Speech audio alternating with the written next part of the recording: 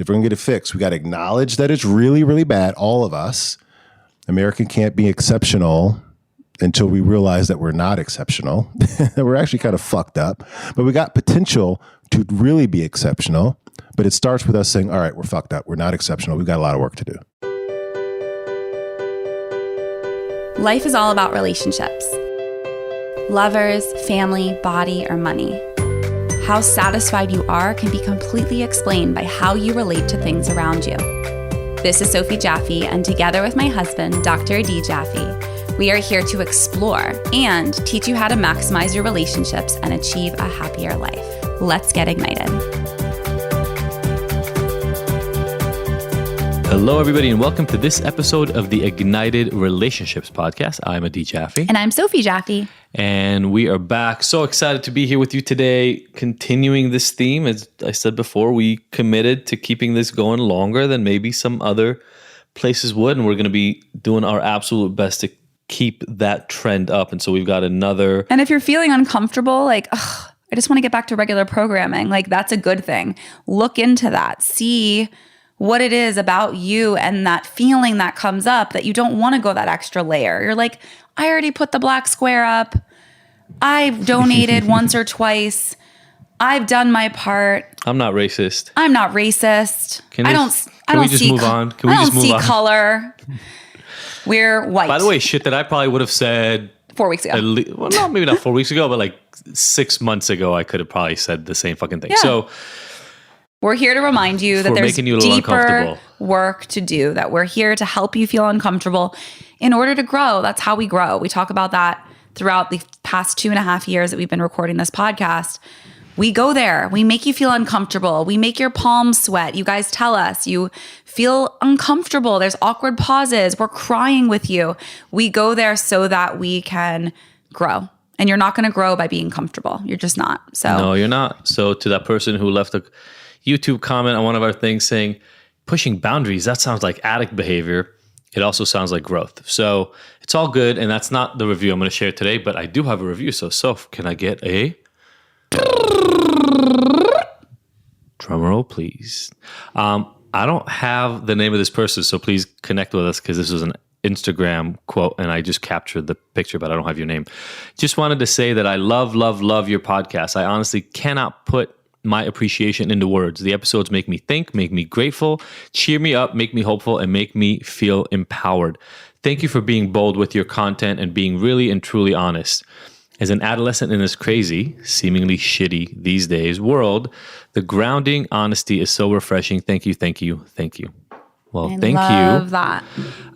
So apropos what we're talking about here, and we're, again, look, our superpower is we're able to be transparent about things that other people shy away from. So we're not going to stop doing that. We're not. I have a quote and then we'll get into a conversation. Yeah. So I saw this weekend and my heart skipped a beat. The quote is, your capacity to allow people to live a truth completely opposite to yours without shutting off your compassion for them is a reflection of how powerful your love is. I'm going to say it again. Your capacity to allow people to live a truth completely opposite to yours without shutting off your compassion for them is a reflection of how powerful your love is. Listen up, son. Yeah, listen up. Oh. Also me, I politically, socially, human rights wise, there are so many times, and yes, there are some lines that obviously you don't need to just accept people if they're not being human, right? If they're not being humane. But when it comes to politics, when it comes to the perception that we see in the world, the lens in which we view the world, there are lots of different lenses to view the world through. Even you and I have differences in opinion, Adi, and we lean in because we have a relationship and we have a family, but sometimes people feel disposable because it gets too hard and we write each other off, and that's not going to help us heal. It's just going to create more distance between us. So I love that. Yeah, it's so powerful. I mean, look, the friction with this other person who seems opposite you is part of the growth, right? It's not fucking simple.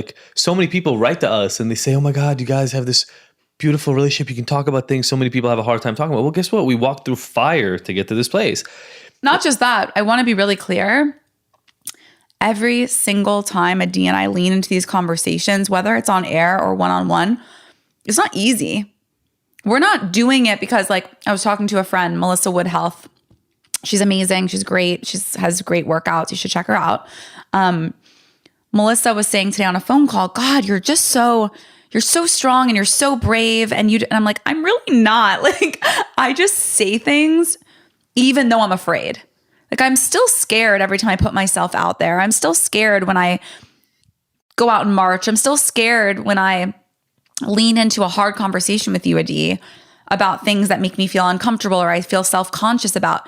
But I do it because on the other side, I trust now that on the other side of that feeling uncomfortable is growth. Exactly. And I mean, just last night, we went out last night. We were having a discussion, a tiff. Call it whatever you want, about this upcoming trip. Yeah. And what I just learned over time is if we don't talk about it, then it's going to be a resentment. It's going to be another one of those piles of shit that we've talked about before that adds up.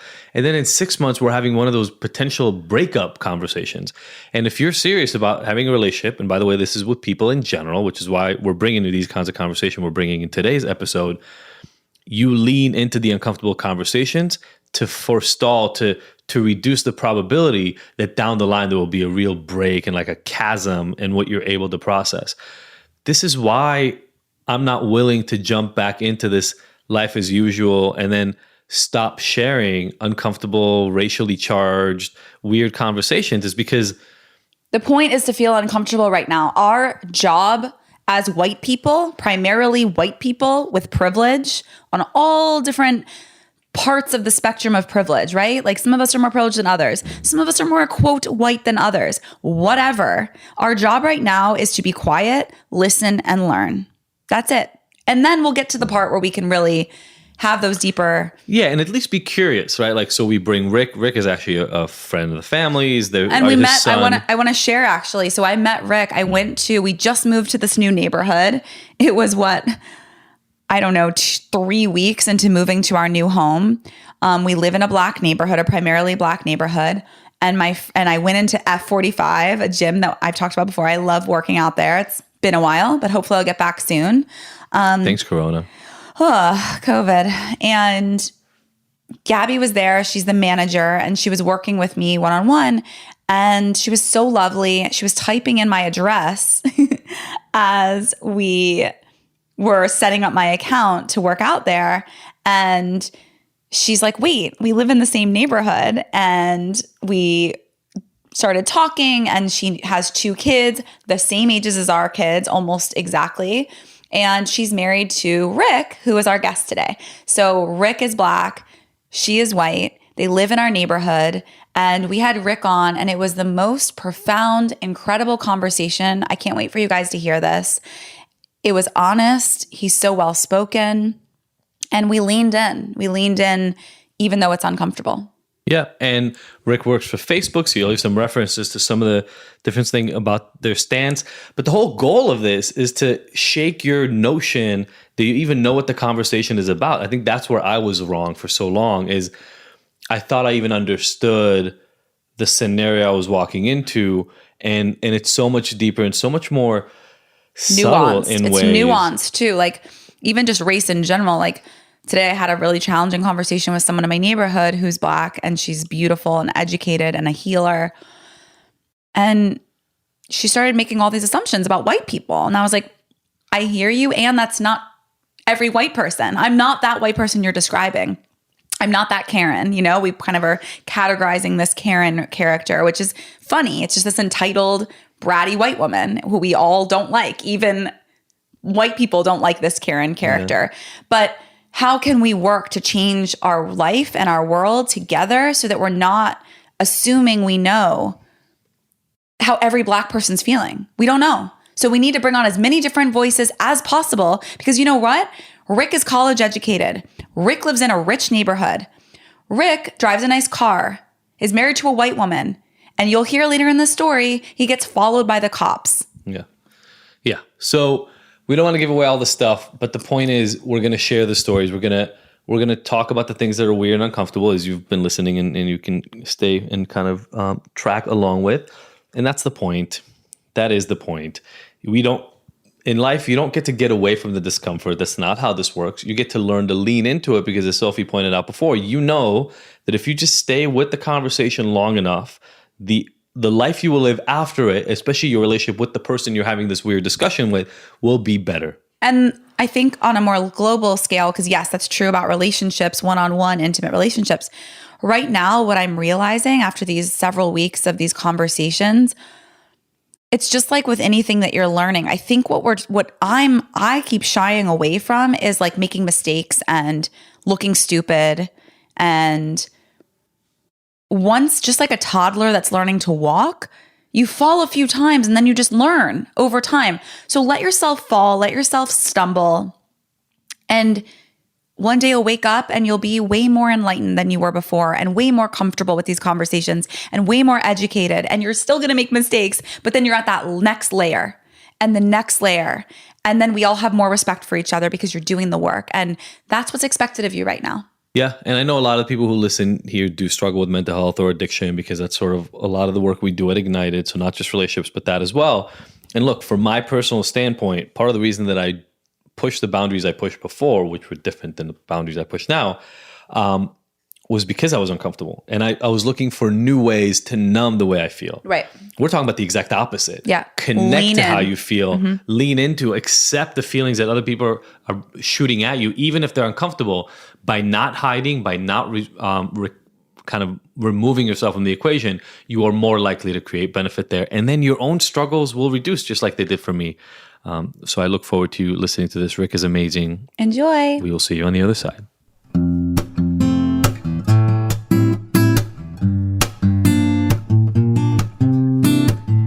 This episode of the Ignited podcast is brought to you by Philosophy Superfoods.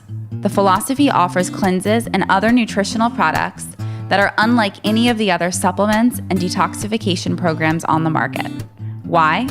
Because they actually nourish the body with whole, live, nutrient-rich foods instead of depriving you and leaving you hungry.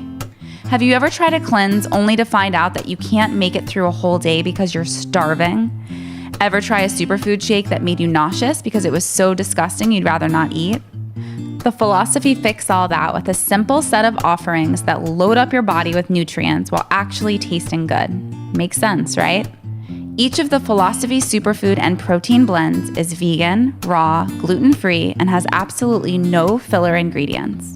With over 15,000 satisfied customers, including some of the world's biggest celebrities like George Clooney, Gerard Butler, Lea Michele, and over 10 years of experience, this is the best stuff you can get. To buy some or find out more info, go to our website, thephilosophy.com.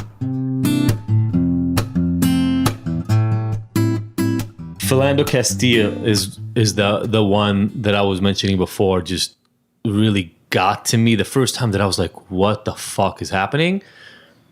Because it was just a routine traffic stop.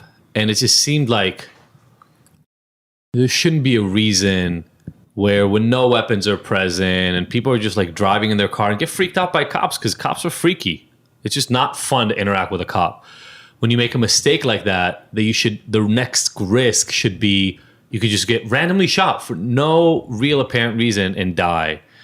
And you were mentioning that one of the things that really hurt you was after that, the conversation talks were had about his wife or girlfriend who shot the video.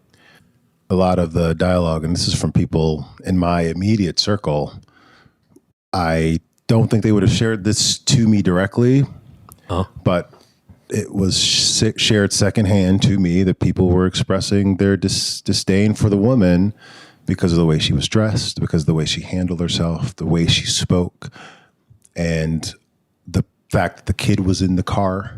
Like, why are they smoking weed with a kid in the car?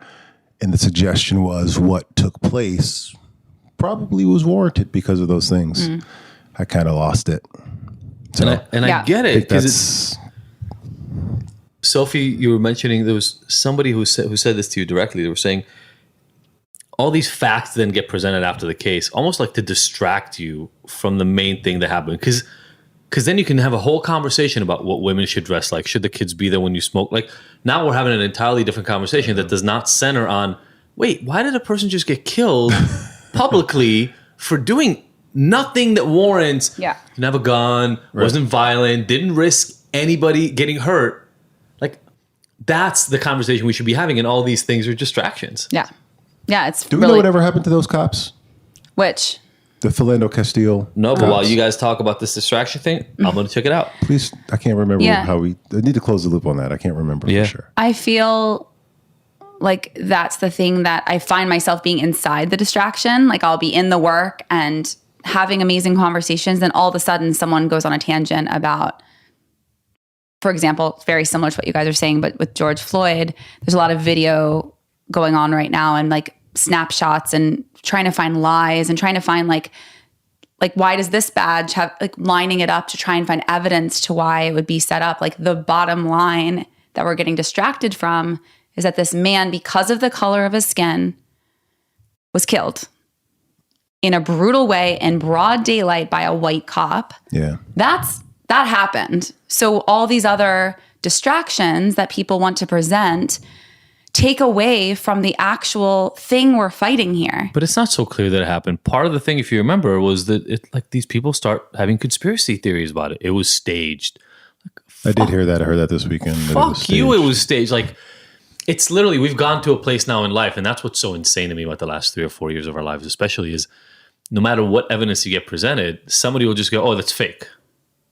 And once you get to this place where you just can always write anything off as fake, we lose a grasp on reality. I did a whole episode on this. We have to stop thinking that it's okay to just not like the opinion somebody else presents and instead go and dig in. Like, okay, you're presenting something I disagree with. Show me the evidence. Right, do your let's research. Let's go and sit through it. Yeah. Let's talk. And then at the end of it, let's at least agree on some fucking facts. Yeah. Like if we don't have even facts. And by the way, you asked Philando Castile, the cop that shot him was acquitted of second-degree manslaughter.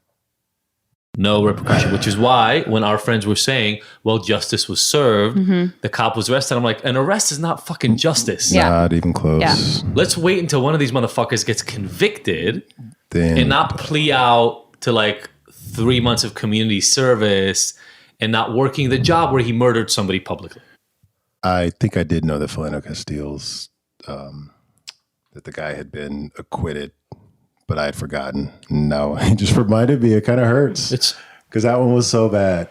So that's a weird way to get to where I wanted to get. But here's the thing, right? It's crazy. It's insane. But these things didn't happen to the people, to most of the people reading this. So I have to say, even as we're sitting here, the way I relate to that story and the way you relate to that story are probably completely different because of our perspective and our experiences in life. The only times that I was really scared being pulled over by cops was when I was actually drug dealing. Right. It's like large quantities of drugs and a gun in my car. I was really freaked out when a cop would pull me over. That's warranted. Like I made a choice to sell drugs. Did it still freak me out? Yes. Was I arrested a bunch of times? Yes. Did cops lie to arrest me? 100%. But at least like I made a choice to go into a field where I knew you could get arrested. We can talk theoretical and I'd love to get more deep into these things. But I think the thing that connects the most is when you were saying this hurts or that one really affected you. I really want to know, like from your perspective, when you hear these stories, what goes through your head? This one was this sequence was pretty interesting this time around because The Philando Castile one. well, no, George Floyd. Oh, got it. Because when I first saw the George Floyd video, the whole 9 minutes or 10 minutes, I watched it and then I immediately after, because this happened like pretty much the same day, I immediately after watched the Amy Cooper video. And as awful as the George Floyd thing was fucked up beyond recognition. Yeah. But the Amy Cooper thing was the thing that was almost more disturbing to me because, and again, I watched them back to back and I was going on vacation after that and I just was not in a good place. And the Amy Cooper thing was so twisted because I think a lot of people would have thought, maybe those that worked with her or some black friends of hers might have considered her an ally in some ways. And to Can you go more in depth into what about the Amy Cooper? yeah, for those that don't know, there's a video of of a man going up to a white woman in the park who is with her dog without a leash. The man who's there to do bird watching knows the dogs are supposed to be on a leash in the park, asks her to put on the leash. She thinks that she's being attacked because she's being told to do something that she's supposed to do. And instead of just saying, okay, I'm not following the rules, I'm going to put the leash on my dog, when the man turns on his camera and says, look, if you don't put the leash on, I'm going to take some dog food out of my pocket and give the dog some food. She goes up to him with her camera on and tells him to turn the camera off and says that she's going to call the cops and let them know that an African-American male is assaulting her. And he's like, go ahead, call him. And so she calls and she goes into this act as if she is being attacked. And oh my God, you guys haven't seen this? No. Oh my gosh. No. I'm getting nauseous just listening to So she goes into the act and he's got the whole thing on camera. He's filming it and she's trying to like get the dog on the leash or trying to control the dog. And you can tell when she's having the conversation that the operator must have been like confused about what she's calling about and must have asked her to repeat it. And so she repeats it. But the second time she goes into like full acting mode, like, please hurry. I'm not safe. I've been, African-American male in the park. And the guy's just like filming her. Now she looks foolish because she's screaming, she's trying to control the dog. It's all a lie. And finally she gets the leash on the dog, like, cause the dog's like about to bite her. He's pissed. And then she puts the leash on. The guy's like, thank you. Turns off the camera and walks away. So that, in theory, should have been the end of it. But the police actually came and were trying to arrest the guy. And he had to be like, well, hold on. Here's the video. Yeah. And then the video ended up going viral. That woman who was a vice president of something or another at Franklin Templeton, Obama campaign donations, fighting for liberal causes. At the very instant that she realized that, wait a minute, there's a power dynamic here. I actually hold dominion over you. And I need only to remind you about the way the world works. And you will cower away and run. And if you do not, your fate could potentially be something like George Floyd, because you're you and I'm me. And that was the thing that kind of got me like, knowing that this might be a bigger moment, because I think a lot of the people who would have considered themselves allies saw her in this moment, and they're asking themselves a lot of these questions. And that includes like a lot of people I work with at Facebook that are just kind of like, that looks bad. It's a bad look. So George Floyd is awful, but we've been there before. Yeah. But we don't see the allies turning in that way. And they can do it so easily because it's part of the system. It's the way that we've kind of set this thing up for so long. So it's just kind of ingrained. So, and I'll finish the thought here. One of the reasons why and I work at Facebook, there are so many people upset with our choice to leave Donald Trump's tweets up. It's not so much that Donald Trump's an asshole. I think we all mostly accept that internally. But I think the fact that we are in this moment, it's a very important moment that historians, I think, will look back on and say, how did you behave in that moment? Right? And anyone who did not actively oppose the forces that were perpetuating this original sin that's been in place for 400 years, I think they won't be remembered fondly, and maybe even will be remembered as being complicit. I hope so. I mean, I keep making assertions back, and I'll be honest, I was one of those guys that when Trump first came into power, the Third Reich sort of like comparison seemed insane to me, and I'm fucking making them right now because this idea, we talked about this, but this idea of calling anything into question and being able to just make up reality based on no facts, based on no grasp in any objective perspective, but rather just because that's what you want to be true. And then believing that if you repeat it enough fucking times, it will make it so, and getting rid of anybody who doesn't toe the line. It's a pretty familiar thing. It feels like fucking Nazi Germany. And the reason I think maybe Sophie and I wanted to get whatever we could do about it is, here's the thing, and you mentioned the ally piece. There are a lot of people I know who are not racist in the context that they will not deliberately exert their racial dominance over a person of color. Right. But this concept that that's enough has passed because Agreed. I don't know what the 3 cops who were standing next to George Floyd as he was being fucking suffocated on the ground thought. But the point is they shouldn't have fucking thought. They should have kicked that motherfucker off his neck. Yeah. Just been like, what the fuck? The guy's passed out. The last 2 minutes, the motherfucker's not moving. Like, what are you doing? What are you doing? And while that is an extreme version of what I'm talking about, the rest of us kind of go through it in life where somebody maybe not make a racist remark, but like all those Germans who were sitting there and kind of thinking to themselves, oh, this will pass. This can't get that bad. And it just keeps getting worse and worse and worse. And then, there's going to be a moment of no return where, this is sort of happening with immigrants into this country already. We probably passed that fucking mark like months ago. But there's going to be a moment where we have to stand up and say, no, this is not okay. And the thing that's so hard, I study psychology. Like, I know this is so hard. We're not going to know what that moment was until after everything passes. I just saw a really cool quote today, and it said, if you've ever wondered what you'd do during slavery, let me try that again. If you've ever wondered what you'd do during slavery, the Holocaust, or civil rights movement, you're doing it right now. Like, this is the moment. This is the moment. This is it. That is so true. Yeah. This is it. You brought up something super relevant, and Banksy captured it. Did you see he was like, what am I doing? I'm not doing anything. And what I was doing, which is nothing, is wrong.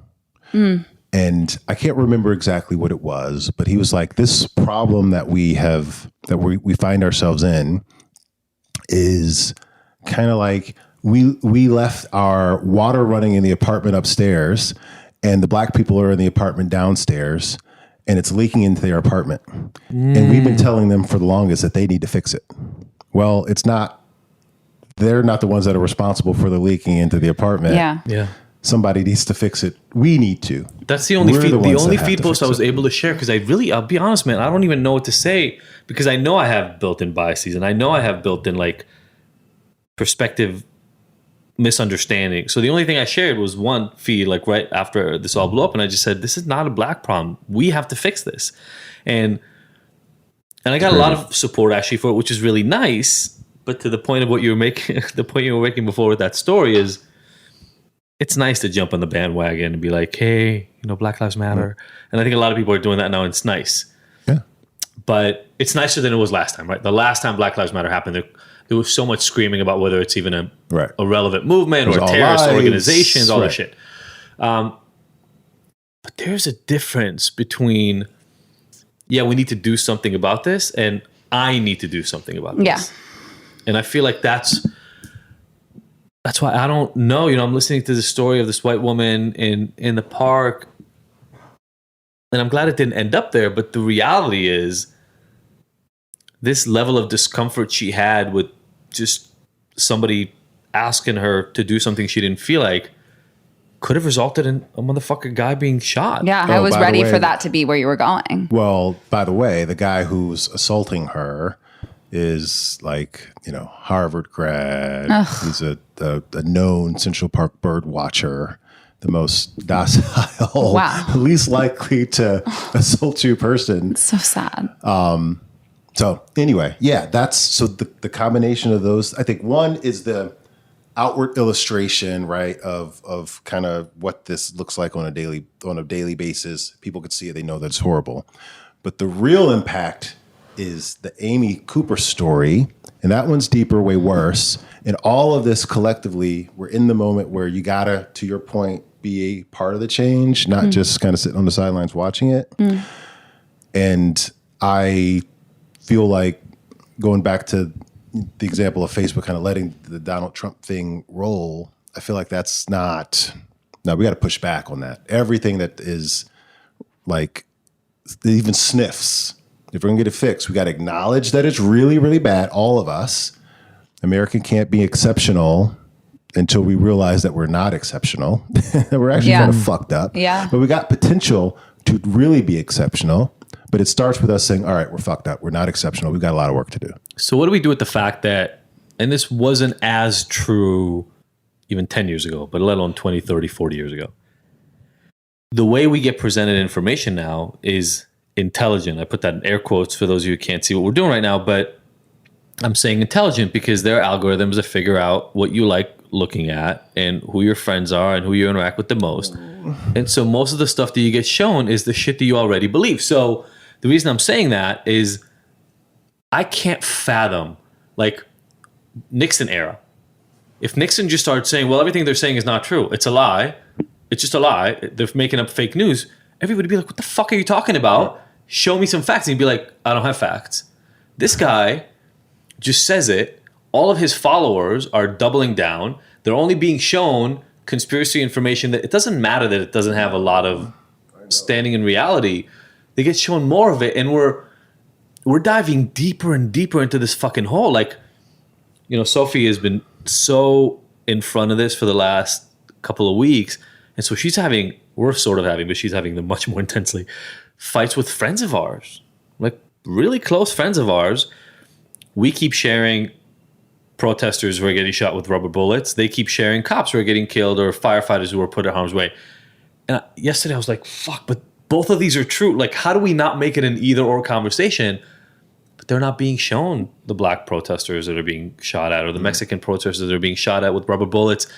And if they are being shown it, their version of the story is these hoodlums or thugs were out after curfew, so they got shot in order to keep the peace, while we're being shown their families mourning over them because they're dead or paralyzed or whatever it is. Yeah, that's tough. I don't know what the answer is. And I know that I work at a place that is fueling the dynamic. Yeah. But that place is also, the place also has a stated mission of bringing people together and building community. So I think it's counter to the mission to allow for the wedge to continue to be driven directly through the middle of the platform being Facebook. Yeah. So people are even more divided. So I think Facebook does have a responsibility as a publicly traded private sector organization with a mission of bringing people together and building community to try to limit the amount of separation that is created through the technology. And we can, in fact, there's reporting, it's public on the Wall Street Journal, of how internal Facebookers brought this phenomenon to Zuckerberg, saying, this is happening. Our mission is bringing people together. It looks like, based on the data, that that's not happening right now. So we have some examples of how we might be able to use the algorithm to fix it, and some product changes that we can make in order to start to have it fulfill our mission a little bit better. And the way I interpret the article is that he was just kind of like, nah. And the nah was more because in doing so, it would alienate conservatives to a degree, which is something we're still trying to overcorrect for, right? Facebook's super liberal. Conservatives are getting angry about us snuffing out their perspectives and their agenda. So he seems to be overcorrecting to make sure that isn't the perception, or that perception has changed. So can it be done from a technology perspective? Apparently so. I think we just have to have, and by we, I mean the people that kind of pull the strings on these things, the courage to do what we can to limit it if there is something that can be done. Yeah.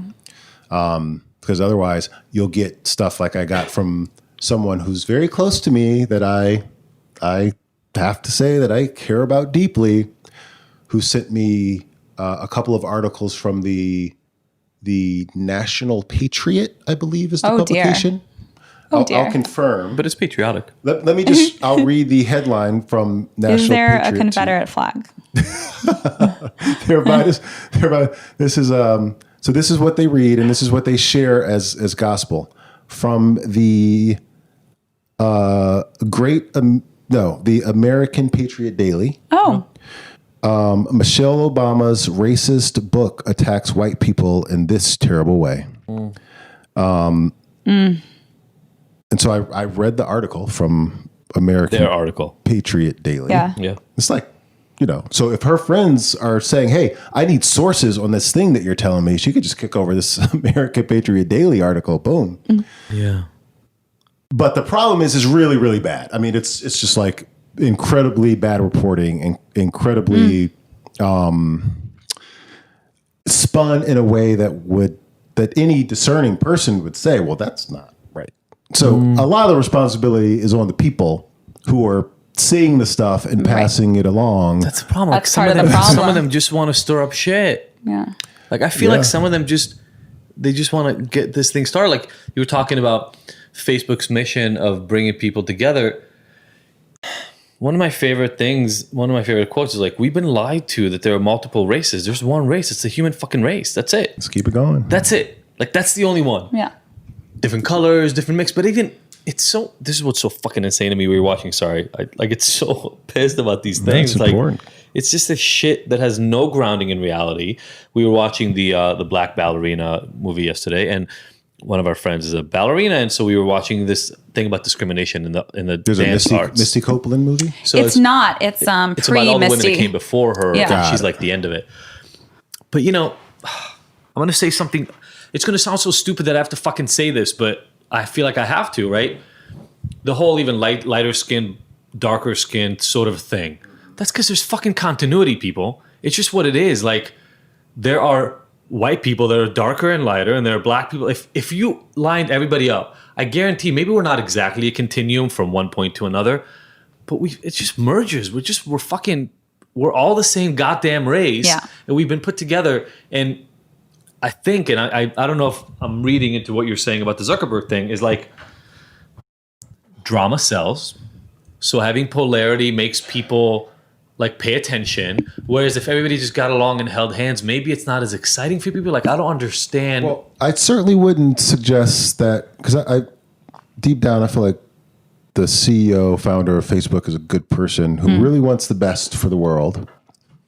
But it wasn't until this week and all of the stuff that has happened and our taking a pass on doing something that was right. It was right. What he said was awful. We don't want awful things to drive a wedge in the community and break people apart. We're trying to bring people together.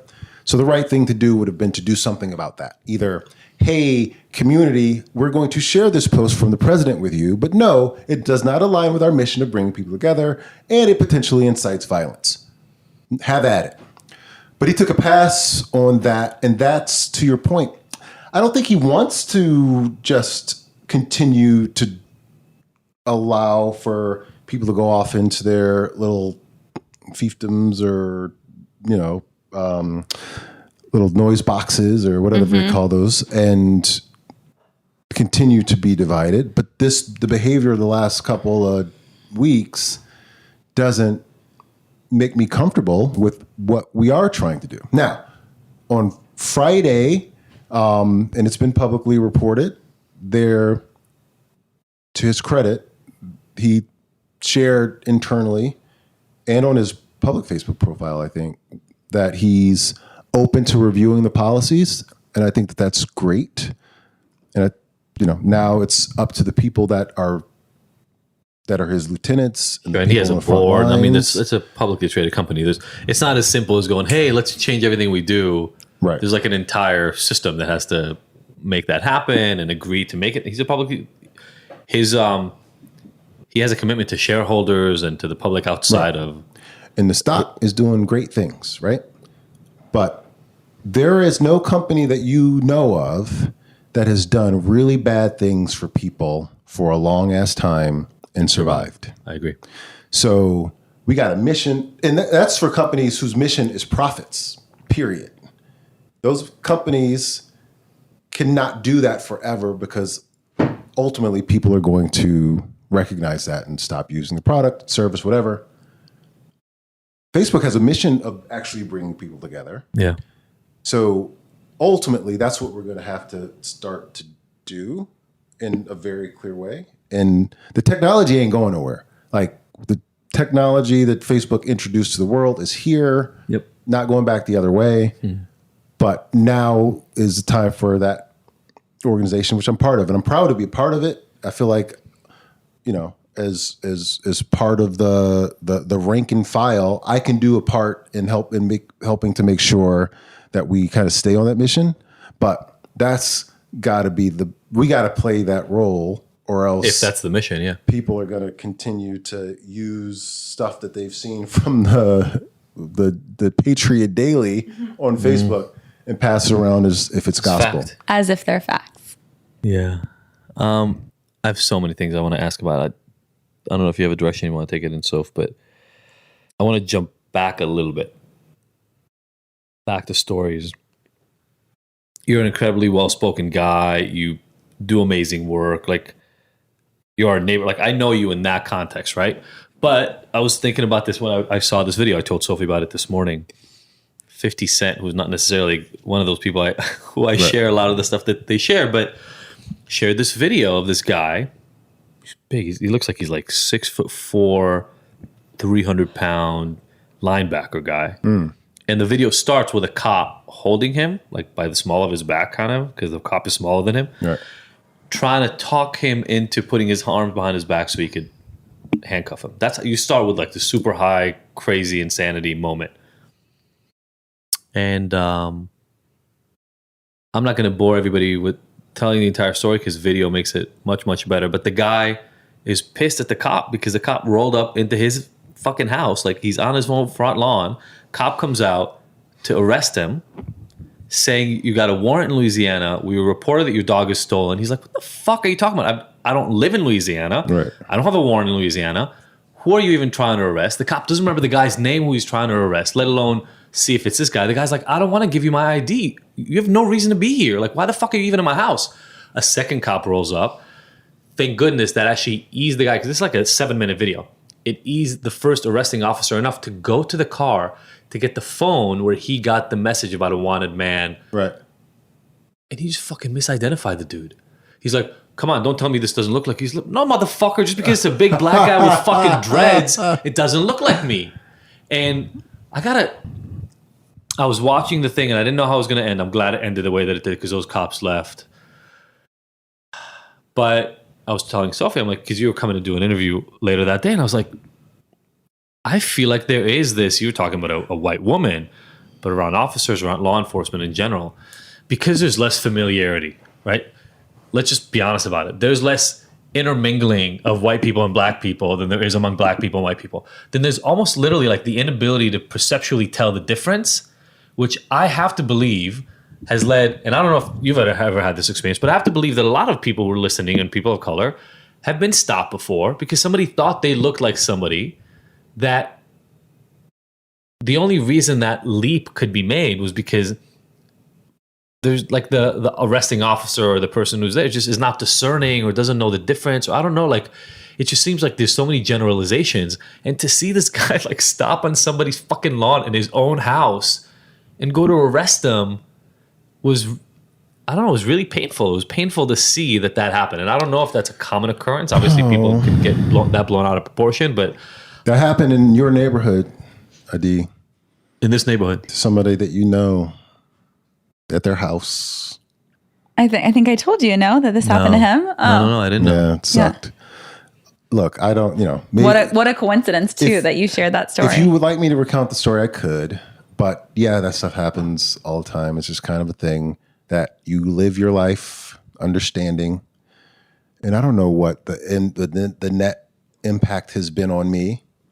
I don't know what I would be or who I would be or how I would be if none of that stuff was there.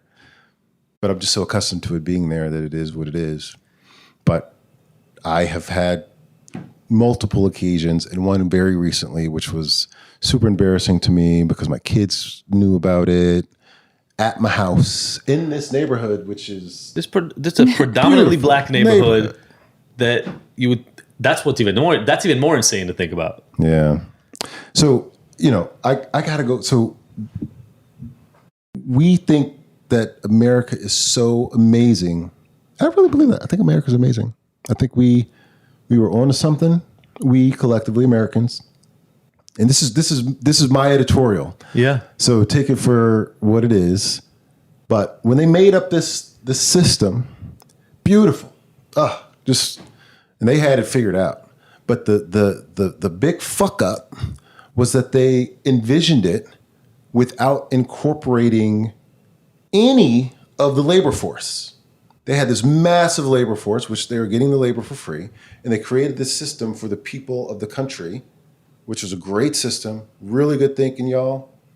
But they did not see this huge swath of the population as human. As people. So they weren't incorporated into the system. And so no, the whole rest of the time is these groups trying to get incorporated into the system. And now I think, and again, this is my editorial, you fast forward all these years, and there's this system that was built for these people, and the people have been living the system, and the system is so awesome. It's like you work your butt off, and you get the stuff, and the opportunity, and the thing, all this great stuff for you is part of the system. But I think what you get is like this energy from people who feel threatened that other people are kind of coming into the system. Well, they were supposed to have been there from the very beginning, but now they got to kind of fight their way in. And because it's been so hard going, they got to make some noise about it. And now they're making all the noise. And for the people who have just been born into the system, all they see is noise. And there's just a perpetuating reaction to it. It's hard to break it. Until those people who see the noise are in the system, say, wait a minute, I'm in here. I got to make sure that this system works for everybody. So it's everyone's responsibility to get this done, or it's just never going to get done. I love that. Requires the people who are participating in this, all of them, to recognize that I'm not as well off. Not just you trying to get better off. I am worse off the more you're excluded from the way the system works. I love how diplomatic you are about everything you just said. I'm trying to be fair. Women, people of color, indigenous people were completely left out of the fucking Constitution. And the people for whom the Constitution was written are like, what the fuck? This is a perfect document. It's great. You're like, motherfucker, my people were living here, and you literally pretended like we didn't fucking exist while we literally were your slaves. Like, what? In what universe is that okay? Which is, and thank you for being so diplomatic about it. I'm going to do my white privilege interpretation of that version. And look, I'm an immigrant. So I think maybe that's why it's easier for me to talk about it, because I'm not really like in that group, right? I've been here 25 years. So we came from Israel. We have our own shit around racism. Trust me. We got our own problems. Our shit's not clean either. But Sophie and I watched the movie Selma, and it is sad is not the right word. It's tragic. It's tragic that when we were watching that movie, you're talking about shit that happened 60 years ago when people were beaten with batons and gassed and essentially their life threatened because once they wanted to cross a fucking bridge, another time they asked for the voting rights that they were already given to actually fucking play because they actually can't ever get registered to vote in the South where it really mattered to them. Like, right. Again, that's distraction because it's the details. And I was watching the movie and I'm like, all these motherfuckers that are talking right now about why aren't they just so civil? They should just tell us what you want as a change and let's talk. And we're like, bitch, they've been talking for like 300-400 years. Right. At least from the movie we watch, it's been 60 years they've been walking peacefully. And you know what happened? They got killed, they got beaten, they got pushed back. I mean, the new version of the fucking Selma version of in Alabama you didn't get to register is gerrymandering. It's like, it's the same thing. It's the same bullshit of, hey, you got the right to vote, but let's not believe that you really can make a fucking difference. We'll put just enough of you in every area so that your vote doesn't count. It's fucking insane. Yeah. And for those of us that don't, like, this is why I wish we could have one of these on like a live, an Instagram live or something like that and go, okay, give me your facts why you think everything is right. We will give you our facts and let's just dig in. Let's spend a couple of hours actually digging into the knowledge. Because to me, when you understand... God, I'd love to do that. You know what I'm saying? Like, let's pick one fucking topic, voting rights or or right to protest, whatever. Pick a fucking thing. I don't care. Or how about like the right to bear arms? There are militias in fucking Michigan practicing shooting all the time. For sure. Because they're white and it's fun and they're in the woods and they're quote unquote hunting. But you get somebody in the hood or somebody around this neighborhood having a gun, like they're up to no good. Right. And that even so there's so many little concepts that we work by. And the reason it's so aggravating is I don't want fucking looting. I don't want rioting. I don't want shit to get destroyed.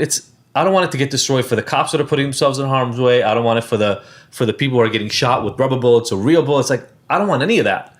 But I also have to put myself in people's shoes. And it's like, if I've been marching about this and my grandparents marched about it and their parents marched about the same fucking thing. And we're still here. And it's 120 years later. What the fuck do you want me to do at this point? Like, we've laid our lives, like, it's just, it's so insane. I don't understand. Like, I just don't understand why. And you said it, I think you were alluding to it. Us, and I'm pointing at Sophie and I, but like those of us who can go on as if nothing's wrong, because we can, right? Like we can look the other way. We can mute our voices and not say anything wrong because, hey, if we just wait, if I just take a deep breath and wait a few weeks or a month, this shit will pass. But you said it so poignantly, then we'll just deal with it again. Yeah. And we'll deal with it again. And we'll deal with it again over and over and over. And it's one of my least favorite things in life, and I learned this about myself in college once I got away from home and I could actually like have the reflection of like, who am I? Is cycles, doing the same thing over and over again. So anytime that I get into a loop with a relationship, with a person I love, with a boyfriend, with myself, like here we the minute I'm like, I'm here again. A place that you don't want to be, by the way. A place you don't want to be, you know better. Right. I know better. Like the minute that I felt that in my body this time, I was like, I can't believe we're here again. This cannot happen anymore. We have to do something differently.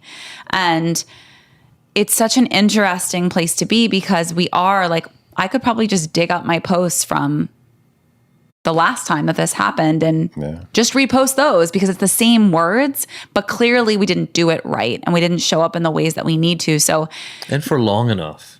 Yeah, we need to be, this is a marathon. It's easy to get mad. Yeah. It's easy to get mad. And that's what I read like, when you were like, I can recount the stories, but there's been a bunch. So why go through it? I still might in the future ask you to go through a couple of stories because what we're going to do in the contest is also bring in stories like that, just interwoven into other podcasts that we do. I'll tell you. You want me to tell you now? Sure. Yeah. So I went to CVS, I guess it's our CVS. Just Would it be on our the street, CVS? Yeah. Our CVS. And you know when you turn out of that Overhill exit, you got to turn right and make a U at some point. So all 4 lights were red. It's like 9:00, and I'm like feeling good. At night. Good night. Got my hat to the back, got my hoodie on. I'm banging something, like banging it. Just come running to CVS. Yeah. It was fun. Yeah. And I'm rarely in the car by myself. Exactly. I'm like, you're a dad. Yeah, you have 2 kids. You're like, yes. And so all 4 are red. So I make the U. There's no traffic. Make it, and then pull up to my driveway. And as I pull into the driveway, woo, megaphone, stay in the vehicle, stay in the vehicle. And I got my door open like this with one leg out because I'm literally just getting out of the car. And the cop is screaming as he's walking up to my car with his hand on his weapon, stay in the vehicle. I'm like, what is going on? I'm kind of looking back. I can't see because the lights are shining in my face. And he's like, stay in the vehicle. Do you know what you're doing? Do you know why we're pulling you over? I'm like, no, what are you doing in my house like this? Sorry, I'm talking so loud. No, we like it. No, it's okay. And I'm like, I'm just so unaccepting of the fact that you are doing this in my house. I reach over for the CVS bag, and he grabs my arm while I got one leg out, one leg hand on the door, and he grabs it with so much force. I told you to stay in the vehicle. And I'm like, at this point, this is it. This is the moment. If you don't let go of my arm, then we're going to have a problem. And I say that very calmly. And I think he kind of got that he was in the wrong for Like he's grabbing me attacking in that some way. dude in a driveway Of his for a house. fucking U-turn. So he let go, to his credit. The other cop comes and shines the light in the window, and he's like, now he's kind of upset with me for giving him the business and not having a very good attitude about it. And I'm like, so what is the problem? Why are you coming up to me in my driveway at my house? And now I'm not being very nice. And he's like, well, first of all, you need to listen. I told you to stay in the vehicle. I'm like, dude, why would I? I'm at my house. You can't. And I know I didn't do anything wrong. He's like, well, you made an illegal turn up there. I'm like, oh, I made an illegal turn. Wait, down there by the CVS? And he's like, yes. I'm like, well, so you trailed me from the CVS to my 10 minutes house away and drove waited for me to pull into the driveway of my house before you turn on your lights? This is a routine traffic stop. If I violated a traffic rule, then you pulled me over like I violated a traffic rule. You don't tell me to my house. Yep. And the other cop comes around. Me and this guy are not going to see eye to eye. I'm not being very nice to him again. Gabby comes out. She's like, what's going on? The kids are screaming because there's cops lights all over. So he goes back to the car and then comes back sometime later. But while he was gone, I'm talking to the partner. I'm like, what did I do? He's like, oh, I didn't really see what you did. It was the other driving officer who made the decision to pull you over. So he's just playing dumb. I think he feels like this is all right. Now we've kind of overstepped here. You can sense that the one cop is feeling that way, but now they're kind of in it, so they can't really do anything about it. So the cop comes and says, this is your ticket for violating that rule. I was just going to give you a warning, but because you were so belligerent, I'm giving you this. Shut the fuck up. I was like, that was his way of saving face. I looked at the ticket. I was like, okay, 5-6, I will see you in court. I will see you in court, right? Yep. You will be there? You're going to be at courthouse? Yes. That was the end of that. Now there's an epilogue. On 5-5, I called because we were in coronavirus to see if the court would be open because I'm fired up. I want to see him in that room with me. Justice. And the guy's like, oh, well, no, they didn't put the ticket in. I'm like, Oh, he didn't fucking submit it. so He what didn't does that even mean? submit it. So he didn't just even wanted to submit it. fucking save face in front of you, in front of your wife, to make it look like what he did was legit, instead of just saying, hey, you know what, I fucked up. And I don't know what would have, like, what kind of person he would have had to be to say, all right, I was wrong about, you had your hat on and I just figured, the music was playing. I don't know what kind of person would have conceded that the reason we were in that moment was because of some internal unconscious shit that's going on in their head. It would take a very special person to concede that in a moment. I think that's what we're trying to create here. Yeah, and credit to him for not putting it in. Yeah. But then there's no... No. Does he learn a follow-up. lesson? Does he? I don't know. Yeah. I don't know what happens with that. But that happened in front of my house, in front of my kids, in my own neighborhood. And so Gabby's dad is staying with us, my father-in-law. And one of the more... Because that night, I was so hot. I was hot about the world. Just hot. And I was like, Gabby, one of the reasons I'm so hot, my wife grew up in New England, some very nice area in New England. It's like, Gabby, think about this. I consider this a very nice area. Yeah.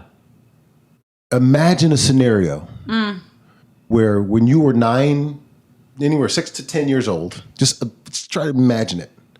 A cop pulled up and rolled up on your dad like that at your house when you were a kid.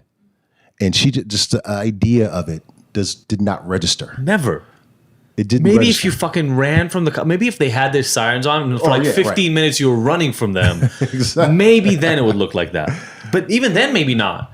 Like, if Sophie did that, if Sophie did a U-turn, there's not 1 in a million chance anybody's holding the fucking gun out, like, stay the fuck in your car. Like, that's not happening. And rolling up to you, like following you all the way, snake through the neighborhood, following you to the house. With the lights off. With the lights off. The whole time. Yeah, following. So no, we know definitively that wouldn't happen. But the thing required in order for that not to happen is it's such a hard thing to do. And it's a hard thing for really well-intended people to do, but they do it. But it's really hard. So for those that aren't necessarily interested in putting in the work, I don't know how that work gets done. But I think that all of those people have to accept that they aren't going to get the best outcomes for themselves until they're interested in the outcomes of the other people that are sharing the space. Like, there's got to be a way to make it about selfishness in some way so that we all improve it. Because look, we're spending money on police. We're spending money on protecting ourselves. Like, part of that, we have to admit, this is part of the fight I was having with my friend yesterday. She was like, well, she showed me the study that showed that when you control for criminal activity, there is no bias, Police brutality in police brutality. That was in the Wall Street Journal. And I go, Katie, come on. You're smart. We went to school together. You were my research assistant when I was in school. Controlling for criminal activity is like fucking code word for controlling for being black. Yes. Like, black people get arrested more. When they get arrested, their bail gets set higher and they have less of an ability to pay it off in time. And more time. And they get convicted at a higher rate because they don't have the money for protection anyway, and they get convicted because of biases. And then they spend more time in jail. So, like, when you say controlling for criminal activity, that's literally like bias built into the analysis on purpose. Yeah. Saying, well, we controlled statistically. Well, fuck you. Controlled statistically exactly for what the system does to the people you're controlling against. That's like saying, pretending that black people are white, there's no bias. Well, of course there's no fucking bias when you adjust for everything that is the bias. Right. And thank God I study fucking statistics, because I wouldn't have known to say that to her if she was showing me the article. I'd be like, read this fucking line and tell me. And then they said that even given that, and this was insane, and I can't believe she didn't. The end of it was, but when it came to unarmed homicides by police officers, the results were inconclusive, even controlling for the fucking violence. Right. So what we care about most, because look, I'll be honest, I don't have a lot of sympathy. I care that it's happening. But like, if you're carrying a gun or pointing a gun at a cop, like, that's almost cop suicide as far as I'm concerned. Like, you're going to get fucking shot. Probably still at a higher rate if you're black than if you're white. But if you're pointing a gun or you have a weapon on you and you're threatening to an officer. But the shit that really always pisses me off is when they're like, well, I thought he had a gun. Oh, no, it was a screwdriver. Or I thought he had a gun. It was the butt of a hammer. And then my friends are like, well, hammer is a weapon. Like, really? I'm like, you got a job as a cop. You have a taser. You have a gun. Really? Now the excuse is, well, you had a fucking hammer? Don't be a fucking cop. You know, and I'm sorry. Like, I know I'm going to catch so much shit for saying that. Right. But you signed up for it, the black. You got to do better. Yeah. You got to do better. We got to figure out a way where, like, I thought he might potentially hurt me if I get closer to him, and maybe that can't be a reason why we kill people. It just can't. It's sloppy. It's just sloppy. So, looking at that study, I was like, oh, fuck. Of course you can come up with reasons. You can keep coming up with reasons why it's all fine. To put out a study like that, and I don't know if it's the same study, but someone on the Wall Street Journal editorial board had a opinion piece that based on that, I think had some of those elements in it. And the big problem with putting out this kind of a study is to drop these statistics. And she alluded to black on black homicide being greater some number than police on black homicide. And that kind of thing. Exactly. Yeah, that was Katie's defense too. Because they're all reading the same stuff, because it's all being all served by the algorithm. It's all conservative. But this is the Wall Street. Wall Street Journal is somewhat is a legitimate. If you source the Wall Street Journal, I don't know if you'd be sourcing their opinion pieces, but this is, by the way, this is a peer-reviewed journal article. So it's not the article they're using was like published in an academic journal. It's an official study. But to cite this and not put it in the context of the systematic racism and oppression that has taken place over 400 years, to not even include that and say this in a vacuum, black people, it's just, it is really disingenuous, and it's not something that I feel like really smart people would do unless they were in some way not interested in investing the energy in making sure that this thing gets corrected. There's this thing when I was studying statistics, though. So I studied quantitative psychology as a part of my field when I got my PhD. And they, there's this saying, lies, damn lies, and statistics, right? And here's the thing. Statistics can be really complex. I heard that. That's funny. And if you don't understand how to interpret them, it sounds right. We controlled for criminal activity in order to understand whether or not there's a bias, because it makes sense that those who are more criminal would get shot by police more. So we just wanted to control for that. It makes it's something called face validity. It makes sense when you hear it. But I understand what statistical control means. And what statistical control means is we took the factors out of the equation. Well, you're pretending like criminal activity exists in a vacuum. Right. It doesn't exist in a vacuum. It exists more around poverty. It exists more around people who are disenfranchised because they don't have access to funds and jobs in the same way that people who are more resourced do.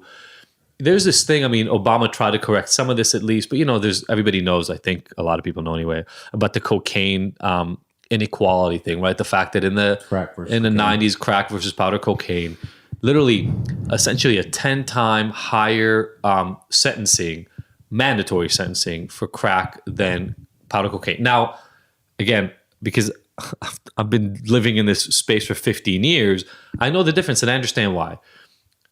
Crack dealers were really smart. They were smart motherfuckers. They knew their shit. So when they controlled their block, they would send people out with 2 or 3 or 4 rocks at a time. It wasn't like they would send each person out with $500 worth of crack. They would send them out with small amount because they had soldiers.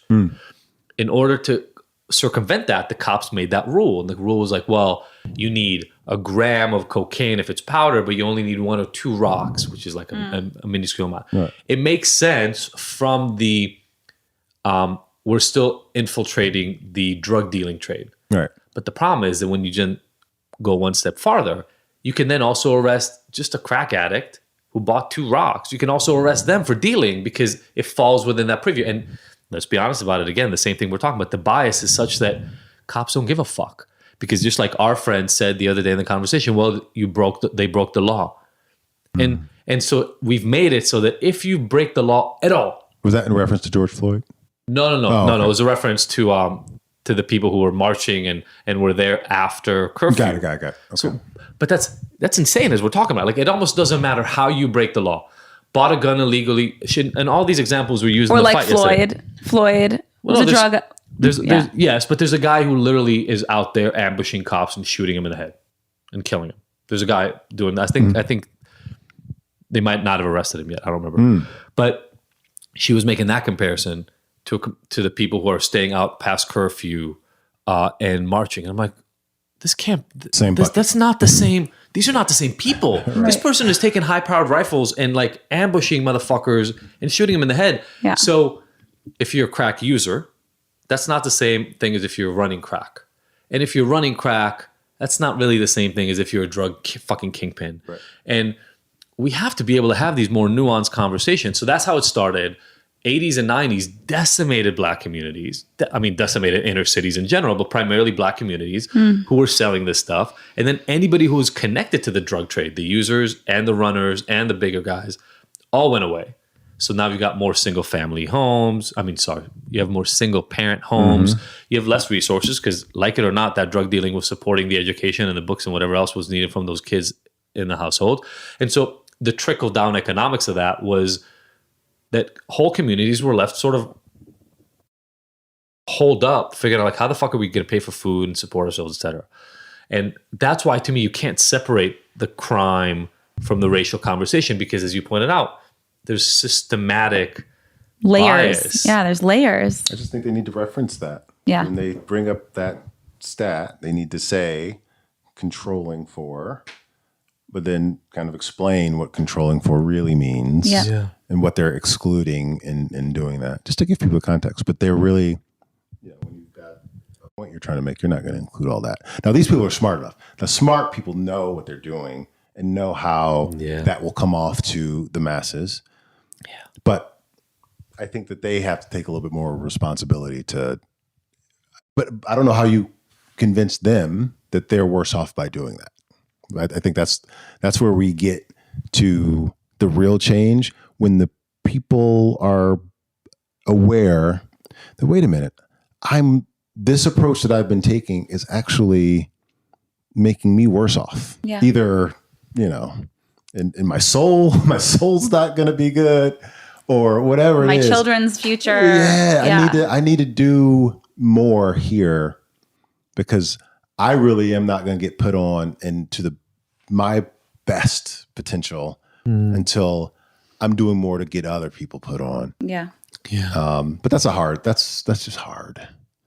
It's hard. It's hard, and that is the crux of, when people are talking about white privilege, right? That's kind of the piece we're getting to right now, which is they feel like they're benefiting from the thing, but if you take it deeper and you go a few layers in, instead of the easy thing where you're more likely to get the job than the other person, and like that's the easy stuff to look at. When you go deeper, what I'm hearing you saying is also a lot of the pain, a lot of the struggles, a lot of the anxieties and the stressors that you have in your life are also driven by this same inequality. And if we do the job of getting back to this, we're one fucking race, we're one species, we're humans, we do this together and everybody benefits. Oh, guys, you're scaring me. It's too much to ask.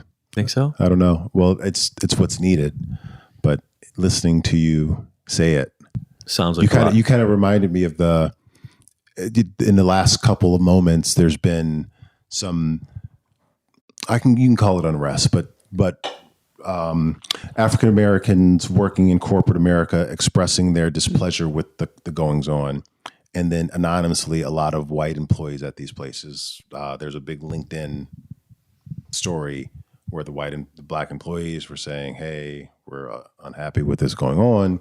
White employees anonymously saying stuff like, "Hey, why are we paying so much attention to them and their things? I have things too. Why aren't you paying attention to me?" It's like the all just lives in the matter. last week on LinkedIn. That's what the link. Yeah, I can share it with you guys, but People can't even take a second to focus on someone else.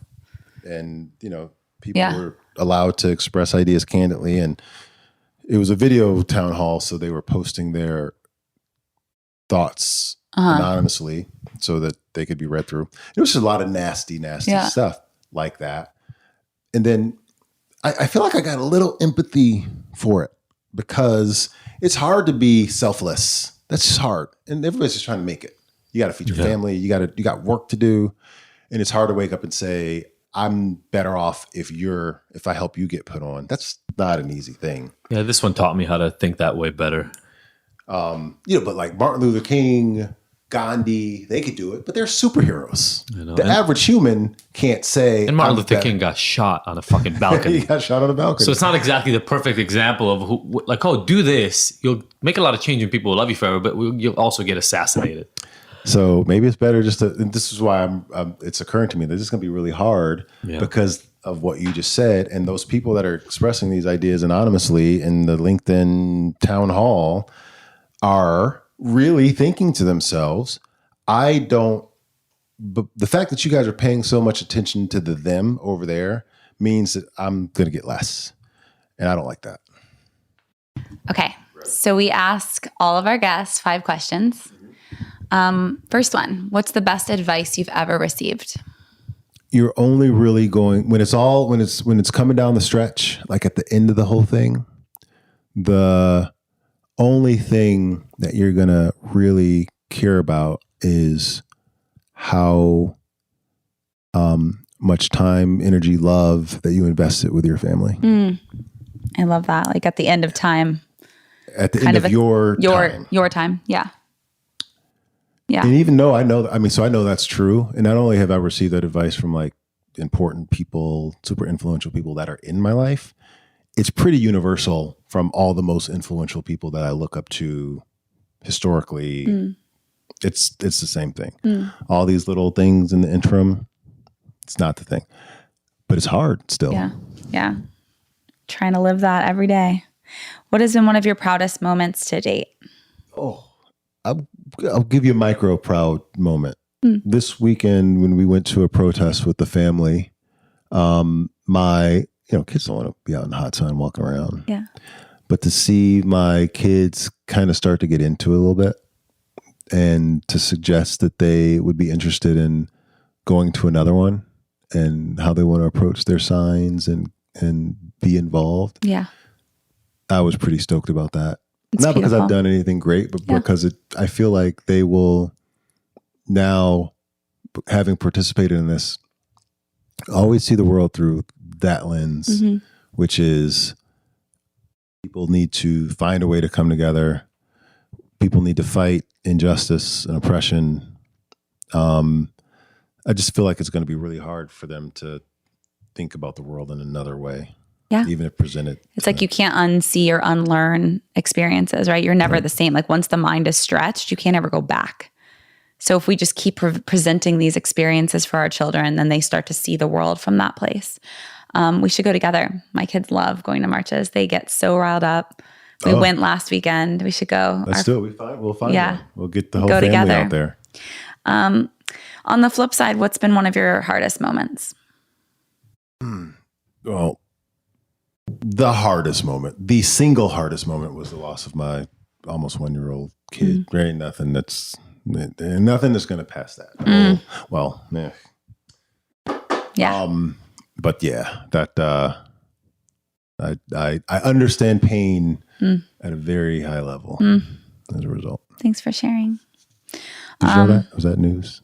Gabby told me recently. I had no idea. She talked about it kind of just in passing as we were talking about like our births with our children. And for anyone that's listening, Gabby and I have been friends for about a year now through the gym that she works at F45. And we just happen to live in the same neighborhood. So Gabby and I, Rick's wife and I are friends, and then our kids became friends. They're all about the same age and now they go to the same school. So we're very much in each other's lives. We can walk to each other's houses. And we're just getting to know Rick in the last few months, and we're so grateful for that. But yeah, Gabby told me just, as if it were like I hadn't heard it before, and I was in awe and in shock, and, took the afternoon to kind of recover from that. I can't even imagine what that must have been like. And also so grateful that it brought you guys so close and together. And I want to hear more about it, because it sounds like it actually was a really big moment that united the two of you and brought you, kind of elevated your relationship. Yeah. So kind of seeing it, like that was my takeaway. I was like, wow, like that actually, you wouldn't necessarily be here with these other two kids if it weren't in our lives. Yeah, no, it's hard. It's the worst. But there is a lot of joy that we have. So one thing that you ain't got to worry about is us not wanting to talk about it. Yeah. Because we always talk about it. It's so healthy. New people. Yeah. And it's hard. Quick story, how I learned that, no, not talking about this thing ain't going to work. Yeah. We were at our first counseling session. It was a group counseling session for, I think it was mostly people that had lost children. Circle, 25 people. And the counselor has people go around the room and tell their story, why they're there. Horrible stories all along the way. Gets to this guy who is a wreck. I mean, he's probably, 60 something years old. And he just is a mess. He doesn't look like dirty or anything. He just looks like he is a mess. And it gets to him, and he's like, this is the first one of these. This is 2010. This is the first one of these that I've been to. I lost my son in 1983. And like in that moment, I just saw, okay, so that's what that looks like if you try to bottle this shit up. Yes. I don't want anything to do with that. Oh, I love that. So we've been talking about it ever since. Yeah. I mean, that's what creates toxicity and disease in our body, is when we don't express what's going on and move through it. Yeah. Well, thank you for that. And then the next thing is about self-care. So, anything you want to share, like different rituals you have, or just things that keep you centered and grounded to just take on the world as a parent, as a dad, as an entrepreneur, just anything. I think yoga has been a huge, very important addition to my self-care reg. I've always been fit and into fitness, but incorporating yoga into it has kind of sent me down a path of spirituality, which was kind of unexpected. And I think that's, I got this goal of living to 140. That's my number. Love it.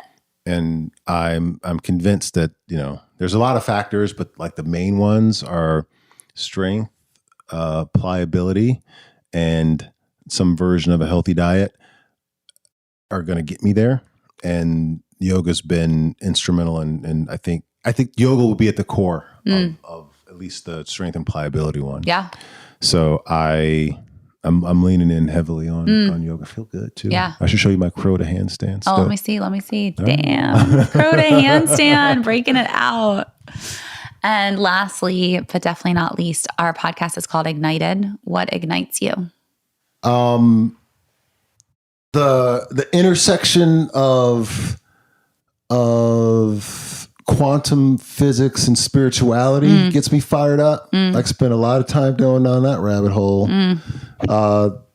thinking about the potential that like being like every moment can contribute to the future of my kids. Kind of gets me fired up and keeps me motivated, because a lot of times being a parent is hard. Yeah. And it takes a lot of energy To do it well. It takes a lot of energy to do it well. And getting that energy, you got to find ways to get it, to maintain it. But when you're in an interaction and you're like, he's picking up what I'm putting down, or she's picking up what I'm putting down here, and this is gonna last. That ignites me a little. Yeah. I do feel like charged after that. And then Star Wars. Love it. Those are my things. Oh, thank you. Thank you. Thank you for sharing that. Thank you so much for having this conversation with us. This will not be the last time. I think, again, like my whole thing is we have to keep having the conversation so we don't let this this discussion and the point that we have to create change die.